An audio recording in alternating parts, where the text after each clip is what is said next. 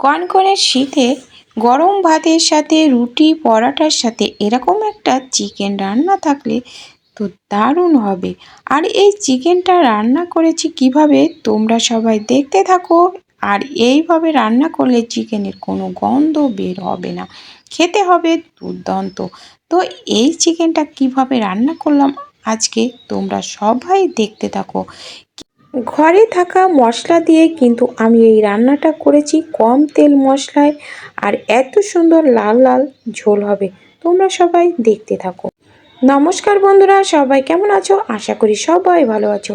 আমার পল্লী জননী কুক সেন্টারে নতুন একটা পর্ব দেখার জন্য সবাইকে জানাই স্বাগতম।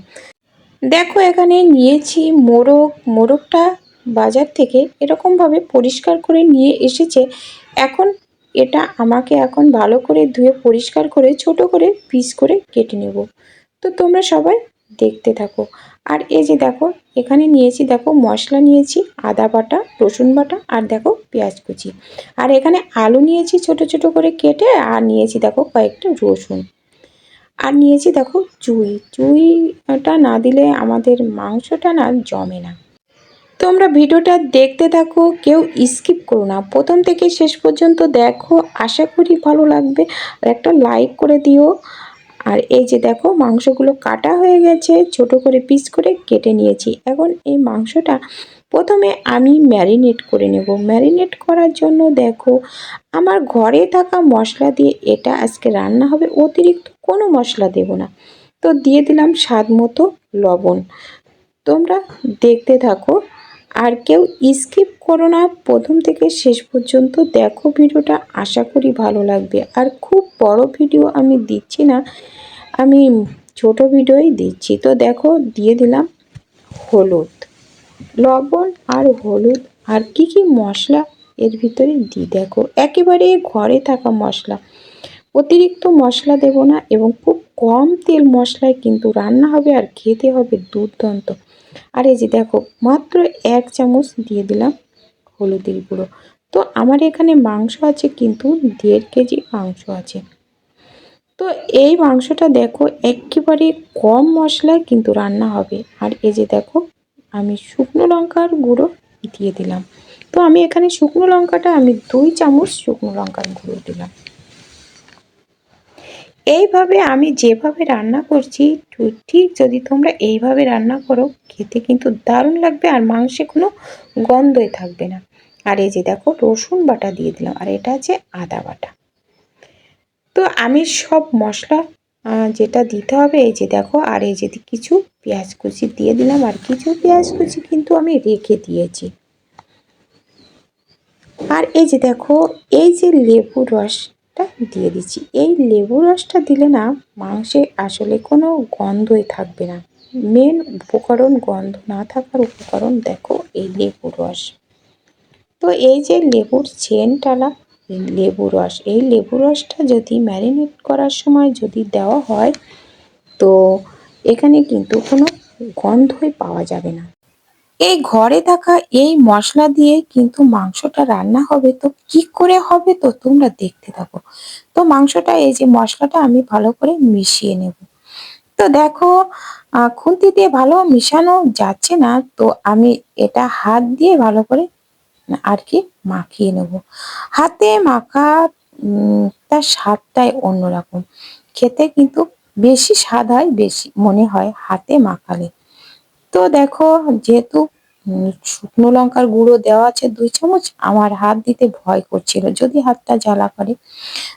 ম্যারিনেটের সময় যদি তেল দেওয়া হয় তাহলে কিন্তু এই মশলাটা কিন্তু মাংসের ভিতরে ঢোকে না। তো এজন্য কোনো তেল আমি দিইনি। তো এবার দেখো আমি কিছু চুই দিয়ে দিলাম, এই মাংসের সাথে দিয়ে দিলাম, আর গোটা রসুনও এই একসাথে দিয়ে দিলাম। দিয়ে এবার ম্যারিনেট করে আমি 10 মিনিট রেস্টে রেখে দিলাম। আর দিয়ে এদিকে গ্যাসের পরে কড়াই দিয়ে দেখো তেল দিয়ে দিলাম, সাদা তেল দিয়ে তেলটা একটু গরম হলে তো দেখো কেটে রাখা আলুগুলো দিয়ে দিলাম। দিয়ে আলুগুলো নেড়ে ছেড়ে এবার একটু ভেজে নেব, একটু লাল লাল করে। এই যে দেখো, আর এবার এর ভিতরে দিয়ে দিলাম একটু লবণ, আর দিয়ে দেবো একটু হলুদ। এই যে দেখো আর একটু নাড়াচাড়া করে একটু ভেজে নিয়ে তুলে নেব আলুগুলো। আলুগুলো ব্রাউন কালার করে এই যে তুলে নিচ্ছি। ভেজে তুলে নিয়ে আমি এই তেলের ভিতরে আরেকটু তেল দেব। আর একটু তেল দিয়ে দিলাম। তেলটা গরম হলে ফোড়নের জন্য আমি দুটো শুকনো লঙ্কা ভেঙে দিলাম আর নিয়েছি দারুচিনি আর এলাচ একটা নিয়ে একটু এলাচটা একটু থেতো করে তো দিয়ে দিলাম। আর দিয়ে দিলাম দেখো পেঁয়াজ কুচি দিয়ে হালকা নেড়ে চেড়ে একটু ভেজে নেব, যাতে করে পেঁয়াজের কাঁচা গন্ধটা চলে যায়। ততক্ষণে নেড়ে চেড়ে ভেজে নেব। তারপরে দিয়ে দেব একটা টমেটো বাটা। তো টমেটোটা আধা কাঁচা পাকা ছিল, তো সেই টমেটোটা আমি একটু বেটে তো দিয়ে দিলাম। তো এই পেঁয়াজের সাথে টমেটোটা দিয়ে এবার নেড়ে চেড়ে ভেজে নেব, যাতে করে টমেটোর কাঁচা গন্ধ যাতে না থাকে। ততক্ষণে মশলা দিয়ে তেল ছেড়ে দিলে এই যে ম্যারিনেট করা মাংসটা দিয়ে দিলাম। দিয়ে এবার নেড়ে চেড়ে খুব বেশ সময় ধরে একটু ঘুটানাটা করে কষিয়ে নেব। এসে দেখো মাংসটা এমন কায়দা করে কষাতে হবে যাতে করে 70% সেদ্ধ হয়ে যায়। আর এইভাবে নাড়াচাড়া করতে হবে, তা না হলে কিন্তু কড়াইতে লেগে যায়। তো এভাবে নাড়াচাড়া করতে থাকবো। আর যখন মশলা থেকে তেল ছেড়ে দেবে তখন বুঝতে হবে যে কষানো হয়ে গেছে। দিয়ে দিলাম ভেজে রাখা আলুগুলো, দিয়ে আবারও নেড়েচেড়ে আর একটু কষিয়ে নেব।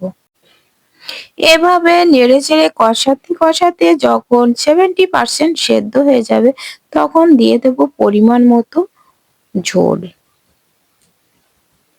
তো এই যে দেখো সেদ্ধ হয়ে গেছে মাংসটা।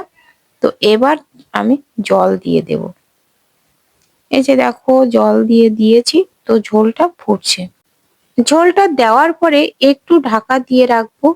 আমার যেটুকু সেদ্ধ হতে বাকি আছে ততটুকু সেদ্ধ হয়ে যাবে। এই যে দেখো ঢাকা খুলে নিয়েছি।